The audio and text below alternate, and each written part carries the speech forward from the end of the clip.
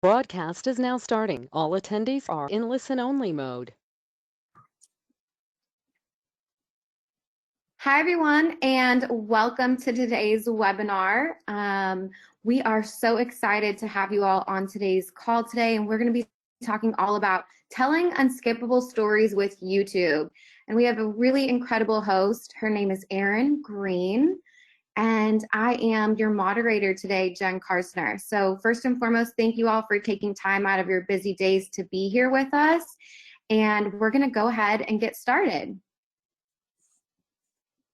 So most of you guys are familiar with WordStream, and as WordStream, we have actually partnered with our newest partnership, which is LocalIQ. And what we do is we deliver results focused on technology and backed by it and marketing. And basically our marketing technology changes day by day, right? And has become really a strategic increase in overall efficiency for our businesses. And in order to stay on top of the competition, we've got to be in front of the right people. So here at LocalIQ and WordStream, our tools, our reporting, our tracking and analytics measure how you engage with your audience, and they transform big data into actionable insights that increase your conversions. And that's what we're going to be talking a lot about today, is how we can create actionable insights through your WordStream and through your advertising. So let me introduce you guys to our host today. But before we do that, of course, we're going to be talking about our logistics, right? So I know a bunch of you guys have asked some questions. Our webinar today will be recorded. After the webinar, we're going to follow up with some follow-up materials. And if you have further questions, you can submit those questions during the webinar, and we'll be sure to answer those at the very end. So we will leave room for a Q&A with Erin at the very end. So let me go ahead and introduce you guys to Erin Green. She is our Director of DMS Solutions for Reach Local, and she's going to be hosting our webinar today. So I hope you guys have a ton of fun. Erin, I will let you take it away. Yeah, thank you so much. And thanks everybody for taking the time out of your day to be here. I hope you guys find it super valuable. I am Erin Green. I've been doing digital marketing for over 14 years. I think that I've worn almost every hat that you can, right, on all the sort of different departments and everything. I've gotten to work with a bunch of fun organizations like MD Anderson, Susan G. Komen, Wall Cornell Medicine, Nike, and FedEx, but also lots of small and medium businesses and a bunch of different verticals all across the country. And then in terms of personal tidbits, I am into scuba diving and performance driving, and I am on a mission to from as many beaches as I can in my life. So just so that you know that the chat feature is there and working, if you haven't seen it yet, there is a chat feature for this. We certainly want your questions and comments. Let me know what beach that maybe I have not been to yet that I should go to, that's the most beautiful beach or has the most unique sand, just so you can test out the chat feature. And then we will get into all of the good stuff about telling unskippable stories with YouTube. The other thing that I always want to mention at the top of these presentations is that we know from a neuroscience perspective that you're going to retain maybe 10% of what I'm about to tell you. Hopefully you're going to be excited and you're going to remember the way this content made you feel, but you're just not going to be able to keep it all. The human brain doesn't work that way. So what we're going to encourage you to do at the beginning and the end is that you took the time to be on this webinar. Take the time to let us show you how to apply all this information to your business specifically. We do it for free. We'll show you the targeting. We'll talk through the details of how YouTube can work for not just your industry, but for your specific business. And then you probably have other digital marketing questions for all of the other products and stuff that we do, and we'll help you with that as well. So just know that if you took the time to be here, maybe take the time to also figure out how to apply it exactly for your business. So with that said, we're going to jump into it. And this is what the world looked like in February 2020. And it's going to be interesting to see what it looks like for 2021 for the Super Bowl this year, right? But as strange it is to see like a really big crowd, as marketers, we're always really dialed into, you know, like what is the marketing that goes on with the Super Bowl that ends up being like kind of the big parade and like all of the big brands and whatnot.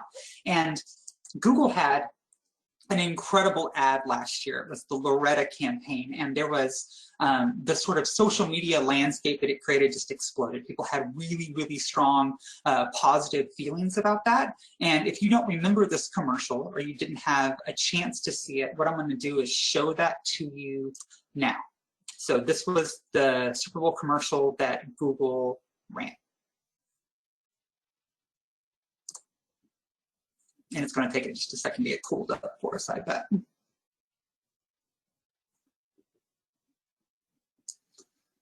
Tell you what, I will just play it. Wait, here we go. Always think that in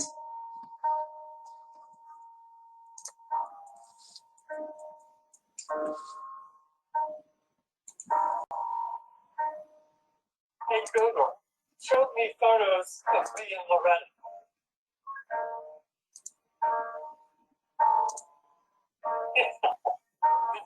Loreta hated my mustache. Oh no. We'll keep it going for you guys. Maybe without Spanish subtitles this time.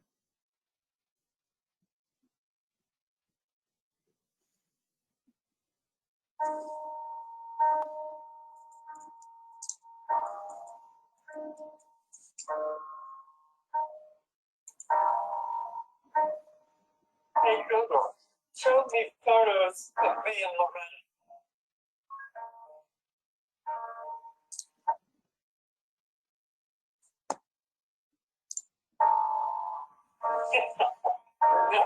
Loreta hated my mustache.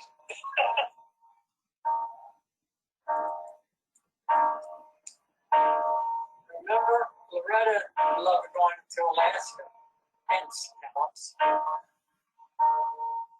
Show me photos from our anniversary. Remember, she always snorted when she laughed. Play our favorite movie.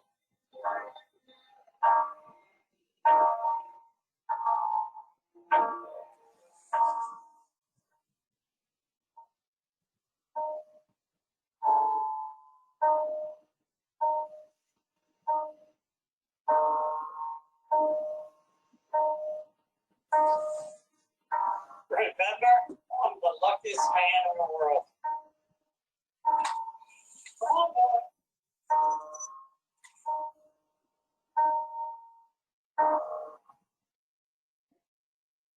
So I hope that the video came through loud enough for you guys. If not, we'll include the link for the video too. The big thing that we want you to take away from that though, right, is that ultimately Google has a near unlimited budget, right? They could have done whatever sort of commercial that they wanted to do for that campaign, but they told a stripped down, simple story, you know, about a real issue, right? Something that was emotional, that communicated their product. They could have had anybody. They could have had, you know, like big name celebrities. They could have done, you know, endless special effects. They could have done anything, but they chose a simple, powerful story that communicated their brand. And when some people see that, of course, it emotionally touches you, but the sort of next immediate thought that people have is, well, I could never do that for my business, right? That's something that Google did. But we'll certainly show you at the end that this is absolutely something that's achievable for your business and maybe sort of a different version of that. The other thing that we want you to take away from that, right, is that in a sea of sameness, we want you to be unforgettable.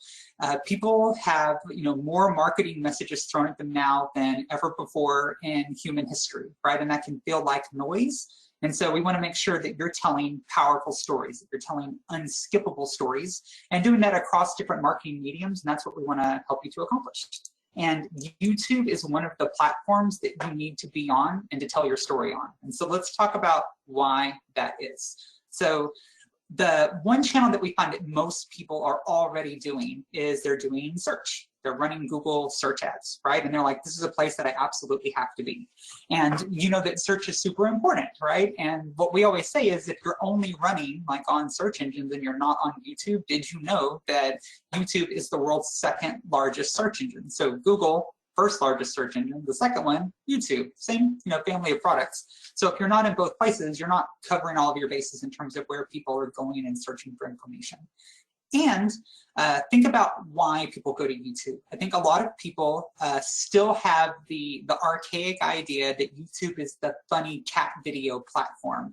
And that's kind of how it started, but that's not what it is now. Like YouTube is an incredibly sophisticated platform.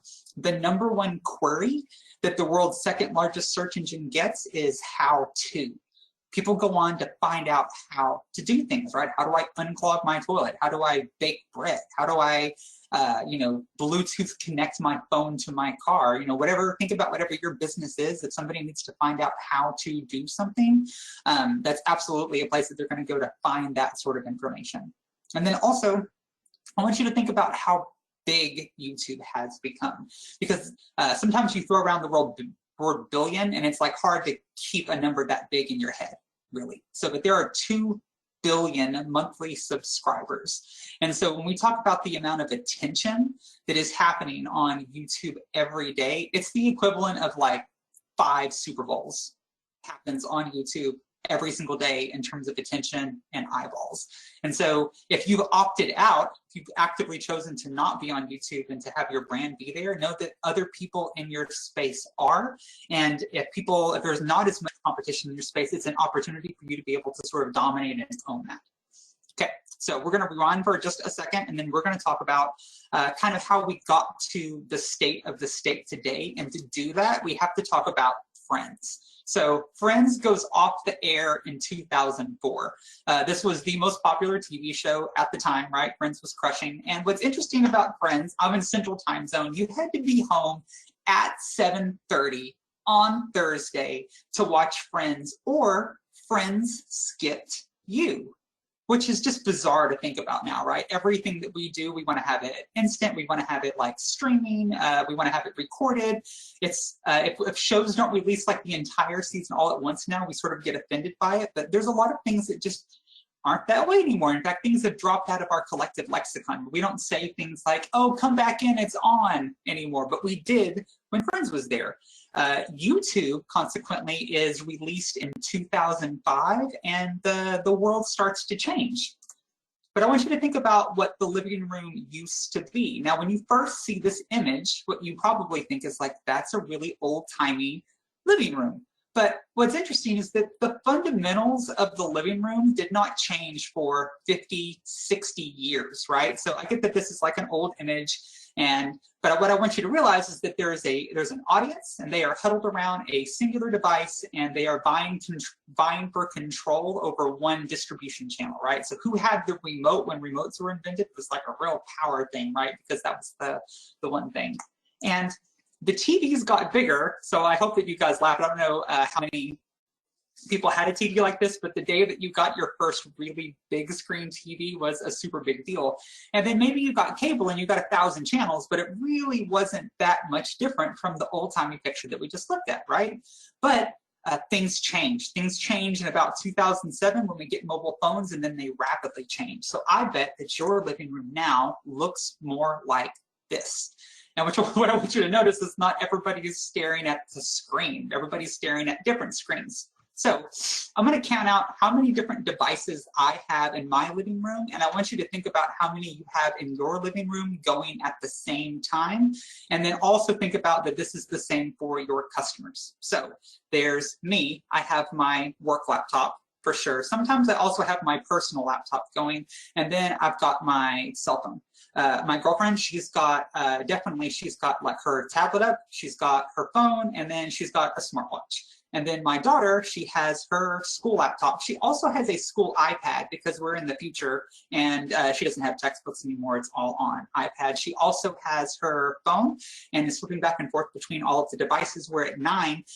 And then I've got my TV, but I don't have a cable subscription, right? It's connected to a computer that is streaming something. So there's 10 devices going at the same time in my living room, but we are collectively watching TV. And that's the world that we're in right now, right? It's divided attention across the board. In fact, lots of people are cutting the cord. 25.3 million people, 6 out of 10 people prefer online video platforms like YouTube over live TV, and for all of the reasons that we just talked about, right? Like having to not being able to pause, not having complete control over your content. In fact, there's the rise of a whole new demographic called never quarters, people who have never had cable in their entire life, and that will continue to be a rapidly growing demographic. By the time this presentation is over, 18,000 hours of content will have been uploaded to YouTube, brand new stuff, and by the end of the day, 1 billion hours of content will have been consumed by all of the people that are on there. So that's just to give you an idea of like the sort of size and scope and space of all of that. Also, and this is a grainy picture because I took it and I'm not a great photographer, but what I want you to notice is that there is a baby and that baby is watching YouTube, and I swear the reason I took it is that they were interacting with the page and scrolling around, and that kid cannot even talk. We're not going to talk about the guy that looks like he has laser beams coming out of his eyes. Those are not laser beams, that is a straw. We're also not going to talk about the boiling hot food that's next to the baby. That's a separate concern. Some of the things that I'm about to go through, I'm going to tell you a healthcare-centric story, but what I want you to know is that this sort of information applies to whatever industry that you're in. So we could have just as easily done this for home services, or legal, or auto, or healthcare, or education, right? It could be for anything. But we know in our partnership with Google that 80% of healthcare decisions are influenced by YouTube. And then that's a staggering statistic. You know, like, how can that possibly be? We also know that it's the same for many, many other industries in terms of people going to YouTube to find solutions to problems. So let's talk about why that is. This is a lovely woman, and she has a screaming baby. If you're a mom or you have kids, you understand the pain of that. Or if you've ever been in a restaurant where a baby was screaming, you know how urgently you want that to stop. When I look at this picture, I can kind of imagine that she's got her hand turned and she is looking at her phone, trying to solve this problem, right? We're going to call her Rachel because we were just talking about friends, and she has a crying baby and she wants it to stop. So what is she going to do to get her baby to stop? She's going to Google and try to solve her problem, and probably going to Google something like, why does my baby keep crying? And we can see on the search page that a little snippet pops up, and the first thing that's going to say is that, well, the most common reason that your baby is crying is that your baby is hungry. And but if I'm Rachel, I know that it's not because my baby is hungry. I fed my baby, right? And my baby doesn't need to be changed. I checked that. She doesn't need that either. Okay, so I'm gonna keep going. I'm gonna dig deeper, right? What are the other reasons why? She could be sleepy, the wet diaper thing, she could be overstimulated, but none of that stuff really seems like that's what the problem is. So like all medical things, I'm gonna start going down the complete medical rabbit hole, which you know is a bad idea, but you do it anyway. And then I'm gonna get real scared, right? Because now there's some unpronounceable things that could be wrong with my baby in terms of having colic, and now I'm really concerned. But my baby is still crying. So I'm probably going to go to YouTube and search for, you know, how do I calm my baby down? And then I might find this video that actually solves my problem. So we'll see if we can get this one to play also for us.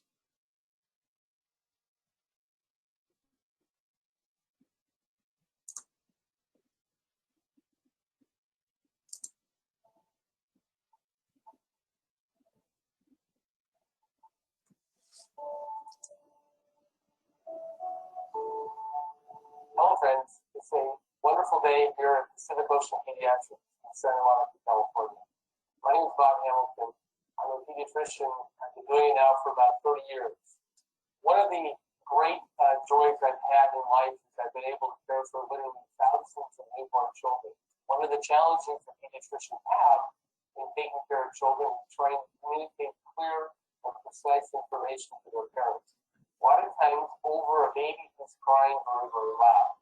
And I have utilized the technique that I call the hold over the years, which is very helpful in calming children and keeping them quiet. So today I'd like to show you how I do that. It's a simple hold. I think you'll understand. Come with me now into one of my consultation rooms. I'll show you how I do it.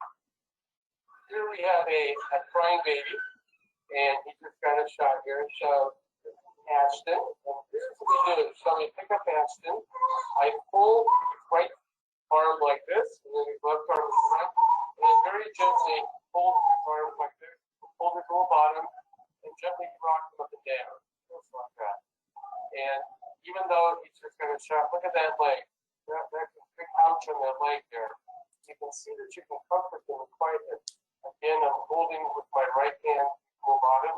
I'm gently shaking him back and forth. We rock him down very gently. Sometimes we stir him to the left and we stir him to the right.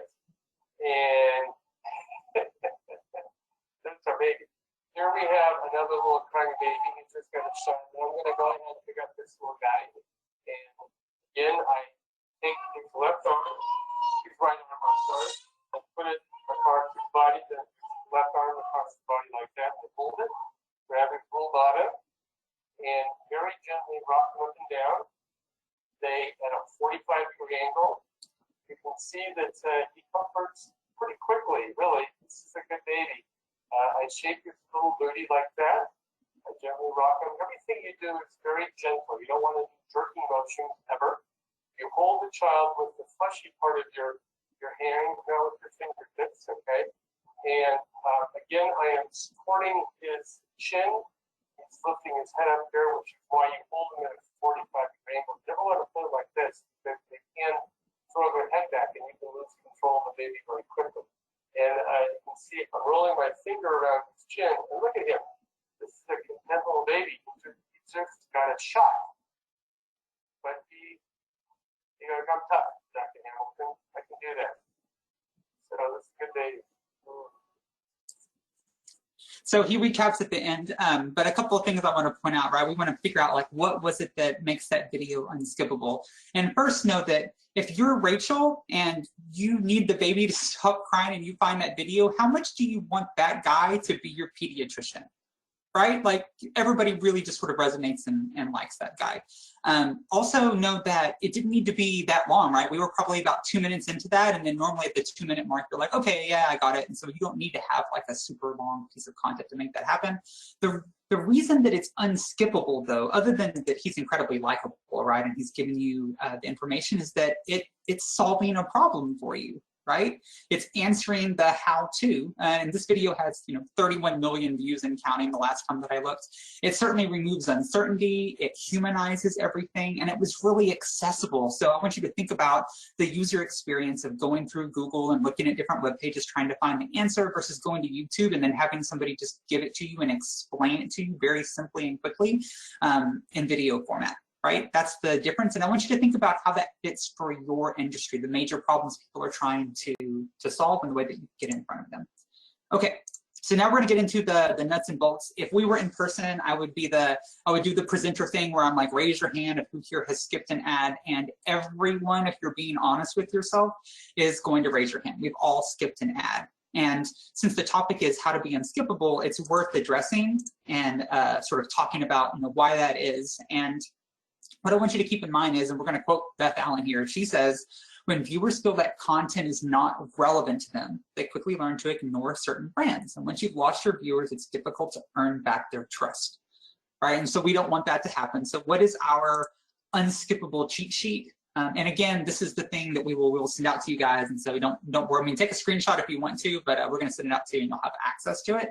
So when you think about what the ad needs to be that you're going to run or the content that you're going to put out, ultimately keep it short. Know that 15 seconds can be enough. A minute video is certainly a goal. And then think about customizing. So a lot of people make the mistake that they're like, oh, I have a TV commercial and I'm just going to stick it on YouTube. Like, know that you want to have content that is specific to the platform, and that's absolutely something that we can help you with.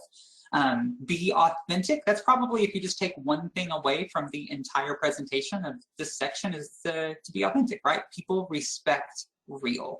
Being genuine is really attractive, and you want to respect their emotional state, where they're coming from. Subtitles are great. It's better if the subtitles are in English, obviously, and then if that's the platform that you're on, and then of course, optimize. You want to be mobile friendly, be findable, be relevant. Think about all of those things. So next on the list is how do we reach her? We want to figure out how we can target Rachel, and most people haven't gotten to see or really talk about the targeting that's available on YouTube and see like kind of a peek into the back end of that. And I want to show that to you guys. So we're going to talk about targeting the right audience. Again, I'm talking about Rachel specifically within the healthcare space, but know that there's endless targeting available for every single vertical. And we can absolutely help you unpack that and figure out what targeting is going to be best for you guys, right? So the first thing that I want to communicate, though, is that a lot of people, when they think about YouTube targeting, they think just about the content that people are watching on YouTube. And I want you to know that Google And YouTube is an ecosystem of products, right? So all of the different products that they have are all interconnected. They're all sharing information with each other, which means that it's able to build some very, very sophisticated targeting profiles and that Google knows a lot about you. That is scary as individuals sometimes with our privacy and everything, but as marketers, it should excite you, right? Because you're able to get in front of the right person at the right time with the right message, which is the thing that we always want to be doing. So first thing, if we're trying to get in front of Rachel, like what are the broad strokes to get there? It's certainly going to be, we want to get in front of women. So we're going to, gender is going to be female. Age, she looked like that she was in the 25 to 44 range. If we're trying to get in front of women that are having babies, that's probably your core demographic for that. We've got parental status, so we want to go after parents. And then in this case, household income probably doesn't matter, but we could if that was a thing that we wanted to go after. But like I said, they know a lot. And so there are all sorts of in-market affinity audiences. So for example, say that we want to go after just parents of infants that are 0 to 1 years old, you can get that granular, right? But if we were in related industries and we wanted people that were into infant feeding supplies, or there was toddler feeding, or if there was other things like that, there are in-market audiences for almost everything. I had somebody ask me, they were like, is there an in-market audience for people who are buying forklifts, material handling equipment? And I was like, there can't possibly be that. There is. And by in market, what I mean is that Google is listening to the signals that people are throwing up and that people are actively looking and researching and getting ready to buy something. So people that are actively researching and getting ready to remodel their homes, there's audiences for that. Whatever your industry is, there's probably a really specific targeting thing that we can get into for that. There's also all sorts of life events that happen, and my favorite one is for people who have recently moved.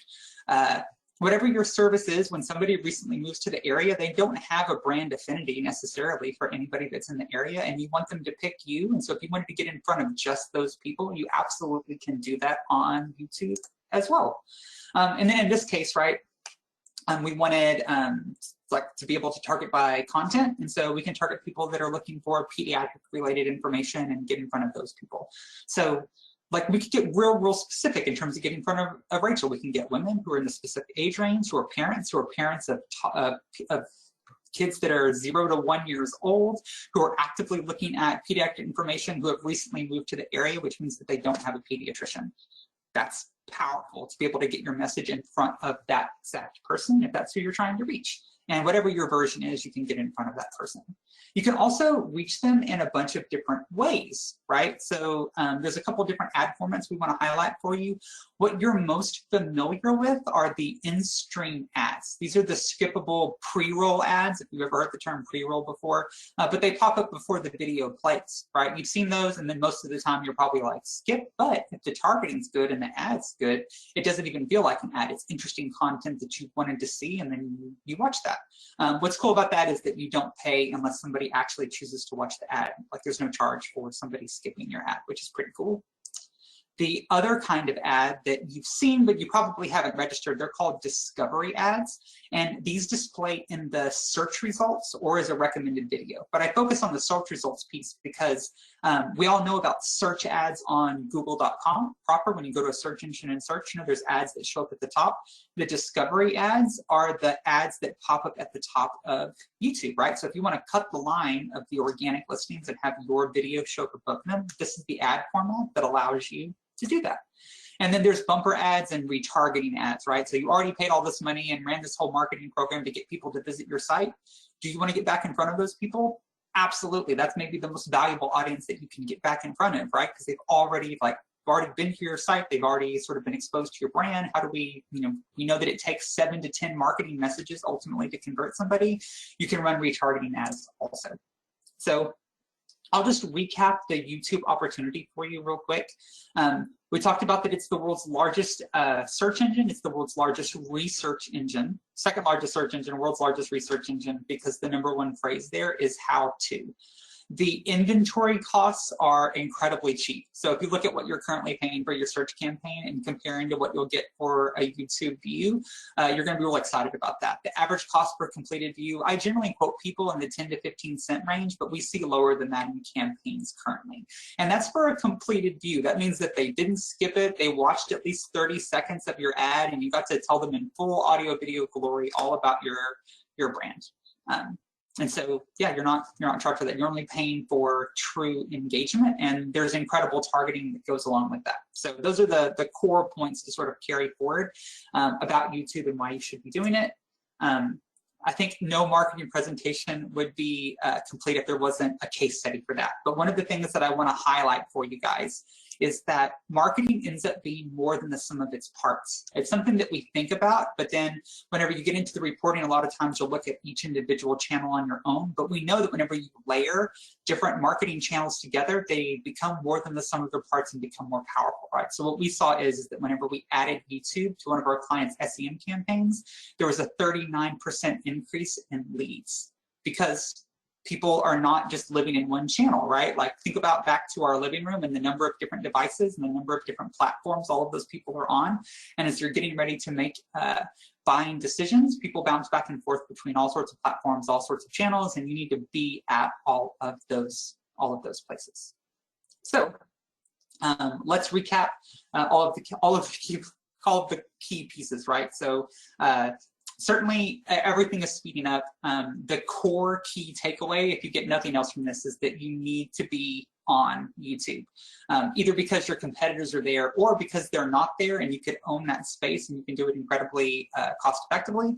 The biggest thing for you is to be authentic when you think about your messages, regardless of what platform you're looking at. And then ultimately, to be unskippable doesn't need to break the bank. We can certainly show you how to be very effective at all different budget levels. If developing videos is a challenge for you, we have really cost-effective ways to be able to do that in like just a few $100s cost effective. Or if you have really big ideas, we can go all the way up to flying to India and shooting on site like we did for Nature's Way. So there's a huge range of potential creative services if you need any of that stuff. But the last thing that I promised was that you could have a video that was emotionally impactful, similar to the Google ad, right? And so I want to show you, this was for one of our clients that we did that also hits some emotional notes and does it really quickly and doesn't need a 2-minute video to do it.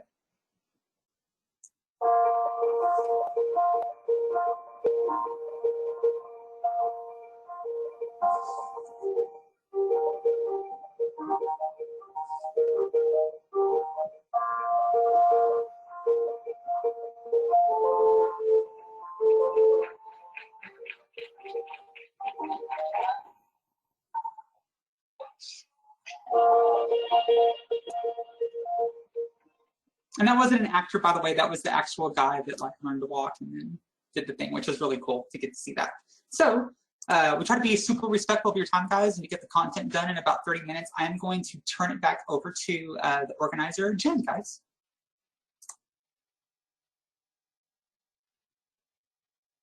Okay, guys, so I know that was a ton of information, but I'm sure you guys took everything in. We're going to start taking questions here in just a second. Erin, if you want to go to the next slide. Yep.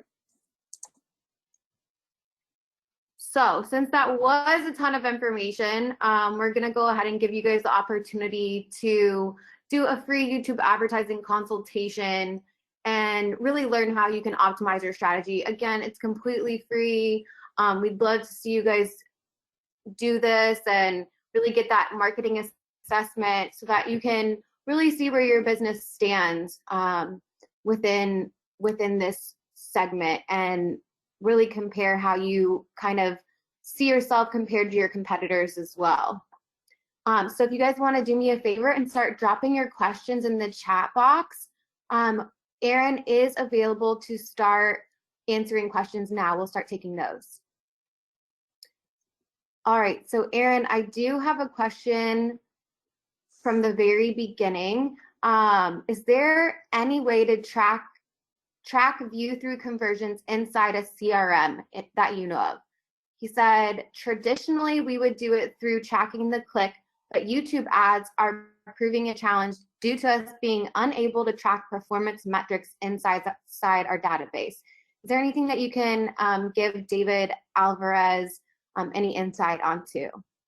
That may be something that we need to follow up with you specifically on, right? So you're talking about using a CRM versus maybe like a customer data platform, and it gets dicey, and I think that's the challenge that you have. But the super short answer is that you're right. That is tricky to get view through conversions and have that trace all the way back to do that. YouTube ads can track view through conversions. There's a YouTube for Action that is an option that's within YouTube that can track that. And then there are open APIs to get that data out of the Google Ads platform and move that into other systems. But it's going to require a developer, and it's going to require steps, and it's not a native piece for that. Awesome. Okay, so Bill Haas, yes, this recording will be recorded, and we will be providing it after the webinar today, so you can have a copy of it as well. We have another question, and it says, if people are watching YouTube as entertainment, how probable is it that they will click or take action from a video ad unit? What kind of metrics should marketers focus on to show clients the value of YouTube as a logical extension of search campaigns? Yeah, okay, a couple different pieces there. So first, is YouTube only for entertainment? No, but I do get the underlying idea, right? And I think that you could probably have said like 20 years ago the same thing about television in terms of taking action. People are on there and they're actively looking for things. So the people that are trying to solve problems, like we talked about it being the #1 research engine, and people are looking for specific pieces of content.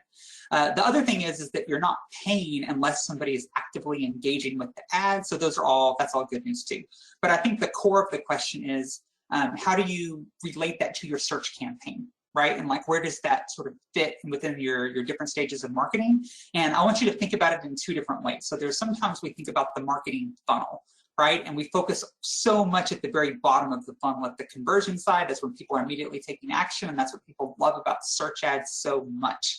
And then you go, oh, where does YouTube fit in that? Maybe it's at the consideration phase, maybe it's higher up and it's at the awareness phase. But the other way to look at your marketing is looking at the consumer journey, right?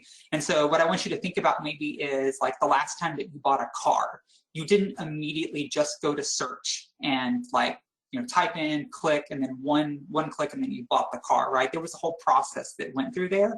And for cars specifically, we know that all of the things for YouTube work really, really well. Whenever somebody starts the car buying sort of shopping process, we know that they know whether they want like a sedan or an SUV or a sports car, but they probably haven't worked out the rest of the details. And so they're going to do general exploration, and YouTube's absolutely one of the places that they might do that is they're looking for cars, and you could get in front of those people. They're going to be on search ads, but they would also be on YouTube. And then we know from a consumer buying perspective that they narrow that down to 3 brands. And 100% they're going to go to YouTube and they're going to type in 2021 Toyota Camry reviews. And if I am a Toyota dealer, I absolutely want to be there when somebody is doing that. And then that continues, right? If they visited my dealership site, I absolutely want to run retargeting ads to get back in front of those people. So it's interesting that you call that out, that search ads and YouTube ads actually play together really, really well, and that YouTube's the 2nd largest search engine. And then that was the case study that we showed, right? That when we ran those 2 together, we saw an uptick in performance lift by 39% in that particular example of seeing YouTube impact our search campaigns. That was a very in-depth response, Erin. Thank you. I learned so much in that as well. I just want you to know that we have a lot of people that are saying thank you for the presentation. It was very insightful and that you answered a lot of their questions. We're getting a lot of that really great feedback. So I wanted to drop that in before we go to the next question. We have a lot of people asking very specific questions to your company. If you're one of the people asking very tailored and specific questions about your company, the best way for us to answer that is to do an evaluation. So if you haven't already, make sure that you click yes on the poll. So that way we can actually set a meeting specifically with you in order to go over those specific questions. It's much easier for us to do that one-to-one. So I'm going to answer a couple more of the more generalized questions. What data points are important to look at when measuring if a video campaign was successful? From Caitlin. Okay, Caitlin, sure. Probably the very first one to look at is what percentage of people are actually completing viewing the videos, right? So if you've got a completed view through rate of like 10%, that's not very good. That means that a lot of people looked at the video and they were like, no, I'm going to skip this, and this wasn't relevant to them. So there's something either off with the message or there's something off with the targeting content. Versus if 50% of the people who are being exposed to your ad are choosing to watch it, you know that you're crushing it, that you're hitting the right audience, and that people are doing well for that. The next thing that we probably want to consult with you about are what are the core KPIs for your marketing overall, but we certainly want to look at what are the sort of costs that you're paying in order to get an impression. So, you know, like what is the sort of cost per impression metrics that go along with that? And, you know, are you getting good value associated with that? Those are the two big ones, right? You want to know, like, for your money, are you getting good value in maximizing your impressions? And then from all those, the impressions and views and things that you are delivering, are you getting true engagement from there? Those are the two biggest ones. What a lot of people will ask is, the metric that they want to focus on is how many people immediately visited my website from watching my video, and that's sort of a false flag metric. That click-through rate a lot of times is going to be like 0.1%, 0.2%, and if that's your goal, if your goal is I need to measure success of my campaigns by direct traffic that I can immediately attribute that they watched the video and clicked on it, then YouTube's not the right solution. There's a lot of other advertising channels that would give you that metric. So knowing what KPI is important to you before even starting the campaign is going to be critical to success for you. Perfect. Thank you. That was a perfect response. I have a great question from Mona, who is asking about how she personally put a couple $1,000s towards a campaign in YouTube. How would it be different from her doing it herself versus working with our company? Man, that is a broad question. I don't know what you did to set up your campaign. Maybe you are a super sophisticated marketer and you absolutely crushed that. But I'll come at it from sort of two different angles. If your campaign didn't do well, right? Maybe that's something that we can help with. We have over 300,000 clients. We ran a lot of campaigns in a lot of different verticals and understand how to create really good targeting, how to create really good videos, and maybe that's something that we could, you know, we consult with you and help on. It always feels weird answering that, right? Because it almost comes off as insulting to be like, we would run it better than you would. But we do consider ourselves, sort of want to flex the things that you know that you're good at, and we're certainly experts in our space. But the other thing is that a lot of people come to us by is that maybe you're running campaigns and that you as a business owner, as the marketing director, or whatever your position is, you want to be able to focus on having a strategic vision for your business. And it's not just YouTube that you want to run. There's a lot of different marketing channels that you want to run. And you want to make sure that all of those are aligned, that all of those connect well, that it all completely supports your consumer journey, and that you've got great reporting and you understand that it's working. So I think that's probably the big thing that people come to us for, right? It's not just one individual channel. It's making sure that like your search campaign and your YouTube campaign and your social campaigns are all aligned, that you've got the right targeting, that the tracking is all squared away, and that you're not having to manage that day to day, so that you're able to focus on the other areas of your business. So it might be that we could get better results for you, or it might be that we can take that off of your plate so that you can, you know, focus on those things and then we can do the execution on for you. So it depends. Okay, great. Yeah, she said that she hired Google to run it, so she just was curious what the difference would be. I think it's more personalization too, is working with somebody who's personalized to your account, that knows the ins and outs of your business and can help advise you on it within more ways than just YouTube. Google's going to advise you on only Google products, when in turn it takes a couple different strategies or ways to really complete your full funnel marketing. Wouldn't you say, Erin? Yeah, absolutely. Cool. Someone asked, let's see, we'll take a couple more. Sure. When you're looking to build brand affinity and generate demand for your brand, can you be methodical or systematic about figuring out what videos, i.e. creative and messaging, are achieving your goals? Just want to know if this is possible and maybe how you personally would go about that. That's a fun question. I feel like that I need some more details about it, and maybe you're somebody that we can follow up with and have a more detailed discussion. Richard. Yeah, absolutely. Yeah, but if I'm understanding the question, you're asking, what would our strategy be for figuring out what content is going to resonate most with your audience? coming completely off the top of my head and not knowing what vertical you're in or any of the things, the first thing that I'm going to start with is figuring out which, we're going to start with developing a persona, right? So who is the ideal person that you're trying to go after? We had Rachel in this video. We were trying to go after, new moms, but we're going to start with that. And then we're going to figure out, how is that person going to ultimately buy your product? What sort of steps would they go through from a trigger event? What starts them going down that process? What is their research phase going to look like? How are we going to reactivate them when they don't take action immediately? And then what does their actual buying behavior look like? So we're going to map all of that out.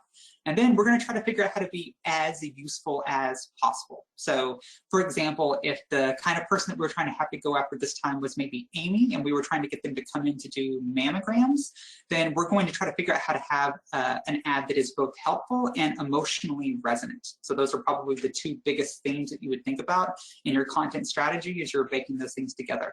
The reason that emotional resonance and messaging is so important is that we make the mistake often that people make logical buying decisions. And people do not. People take action based on emotional reasons. That's why the Google video at the beginning was so powerful, is that it hits emotional notes for everybody, and that's what sort of creates those reactions. So usefulness and emotional resonance would be the themes, and trying to figure out what problem are you ultimately solving for somebody, figuring out where is the pain, and then being able to address that you're the person that can fix that. And then once you have creative for that, and if you really had the time to do it, could you come up with a bunch of different ads and then cross-test those and have an A/B testing strategy based on a solution of metrics? We could absolutely do that as well. And I guess that would be the next evolution, is that you would literally test into what ads got better response. Okay, perfect. Is there a place that you suggest people to go to, Erin, to learn further about YouTube advertising if they're new to this world? I may be getting the URL wrong, but I want to say that it's youtube.com/ads is what I think that it is. And there's a ton of resources that are there on, if you wanted to shoot your own video and sort of know the initial formats and get all of that. I believe that is the URL. We will double check that and send that out in the email also. But okay, yeah, I'll start there. Perfect. And then also, just to sort of double plug and be kind of salesy, you should ask us. We would be happy to talk with you and answer all of your questions in depth and figure out how it applies to your business. That's what I was going to say. Okay, we just have a couple more questions. How good is the YouTube in-market targeting compared to search keyword targeting? Do you have an opinion on that? So they're different in terms of where they sit within that customer journey that we're talking about, right? What I think is that what we love about search ads is that it's behavioral targeting, right? It means that somebody is actively, they just typed in, I want to buy a Porsche, right? And you get to show us search ads there, and it fits at the bottom of the funnel, and everybody loves that. So YouTube ads and search ads are fundamentally different, but I find that the in-market audience targeting, you can't do that on a search ad. That's not one of the options that you can pick from the back end, and that they're incredibly powerful. So for example, being able to take into account all of the behaviors that somebody has done, including their search behavior, right? Let's be real, that YouTube is pulling in and it knows what you've been searching for and what websites you've been to and what's happening in your Gmail. There's an ecosystem of targeting, and it builds really sophisticated in-market audiences. I think that it's amazing. So if you're a home improvement company and you want to find people that are redoing your kitchens that are actively researching that, there's an audience for that, and you can get in front of them. So yes, I'm a huge fan of YouTube. They're fundamentally different products, but I think at the price point that you can get those YouTube ads on versus your search campaign, you certainly need to allocate a certain percentage of your marketing budget to be there. I wouldn't forego that opportunity. Wonderful. And then this will be our last question. By any chance, Erin, do you know the statistics of those who have YouTube Premium? They are wondering if YouTube Premium subscribers were included in the 2 billion users. If you know, great. If not, that's okay. Sure. So I always want to be clear about what I know 100% versus what I'm hedging on. I am hedging on this, but I don't know the exact number. I know that it's less than 10%. I want to say that it was 1 or 2% of the total user base are paid subscribers. It was really low. It's not statistically significant enough to throw off those numbers. Okay, perfect. Does anybody have any other last minute question. Oh, we did have somebody respond about the ads. It's ads.google.com. Thank you, Gerardo, for. So ads.google.com is like the actual ads platform. Like if you want to get into like Google ads and try to run stuff, I think it's youtube.com/advertising or ads that has like actual resources about YouTube specifically. If you're looking for information, like, and to learn about YouTube advertising, that's not the place to go. That's the actual like buying engine link. Okay, perfect. All right, guys. So Nino's just said the actual link is what you did say, Erin. It's www.youtube.com/ads for anybody that is looking at.